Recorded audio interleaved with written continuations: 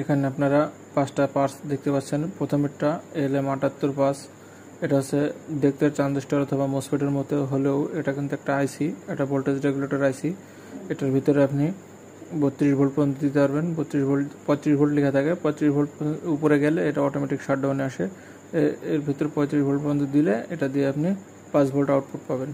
এরপর এটা দেখছেন TNY1225, এটা হচ্ছে আপনার SCR, এটা হচ্ছে 1200 ভোল্ট, সর্বোচ্চ 1200 ভোল্ট নিতে পারবে, 25 অ্যাম্পিয়ার।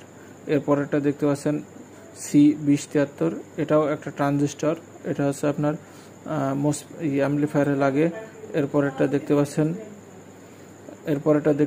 1640, এটা একটা ডায়োড, এটা হচ্ছে শর্টকি ডায়োড, এটা হচ্ছে MUR 1640। এটার ভিতরে 2টা রেকটিফায়ার আছে। এটা ফাস্ট রিকভারি ডায়োড, খুব হাই ফ্রিকোয়েন্সিতে কাজ হয়। এটা হচ্ছে SMPS সার্কিটে লাগে।